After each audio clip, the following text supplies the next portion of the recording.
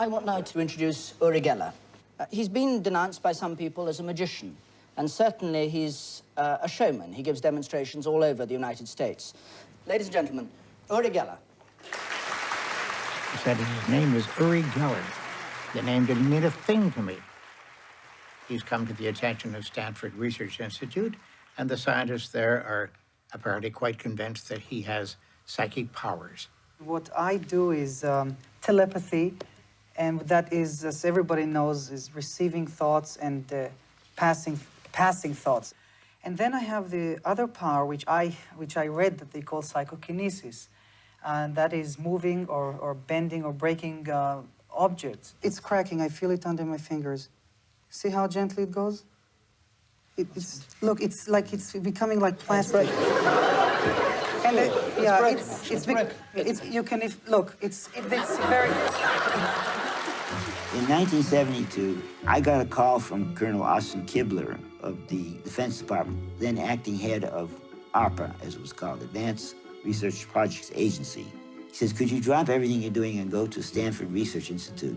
There's a psychic down here, and if he can do what they claim he can do, we ought to be involved, because the Russians have a big program now going using what they call cyber warfare. This film describes a 5-week investigation conducted at Stanford Research Institute with Uri Geller, a young Israeli.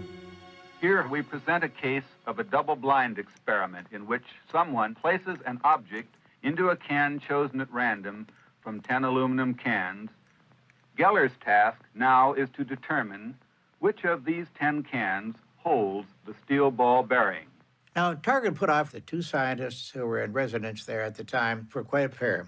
First of all, Targ is legally blind, and he was one of the observers. Duh. He has made his choice. The steel ball is found. He fooled the pants off them. It was astonishing.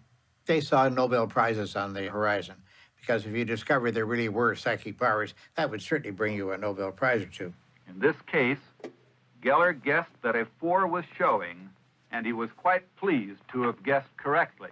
When I made my report to the government that Geller was a complete fraud, Targ and Puthoff realized they were not going to get the money from the government, so they took Geller on a tour to get publicity for him and to raise some private money to do the research with him. I've been reading a lot of research on him from the Stanford Research Institute and from the science section of the New York Times. A lot of publicity on this gentleman whose name is Uri, U-R-I, Uri Geller. And we hope we're going to see some rather astounding things tonight. Would you welcome, please, Uri Geller.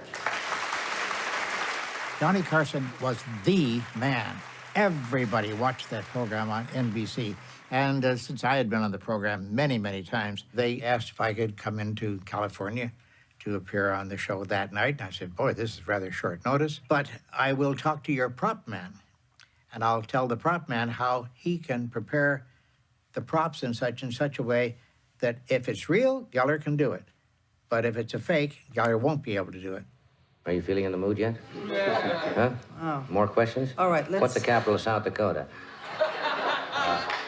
No, I don't mean to press you. Okay, let me see. I said, okay. What I would like you to do with the little aluminum film cans, I would like you to coat them on the bottom with rubber cement. Don't glue them down to the tray. Just coat the bottoms and let them dry. But when they're put on the tray, they won't skid then. I said, because the way he does the film can thing is he rotates the tray and he sees which ones move differently. We'll start eliminating the ones that do not have the water. Without touching them. He is really suspicious, you know. Yes. I'm having a hard time with you. I don't mean to be, Uri. I really don't. Just keep looking. Okay, let me rest a little, all right? All right. They actually shut down the set for 20 minutes or so while he hummed and hawed and wondered how he was going to do something. Then they came back to the live audience after a big, long commercial break. Sarge, we are back. Your Uri was telling me you don't feel, what, strong tonight? I don't Is that... feel strong. Geller had to give the whole thing up.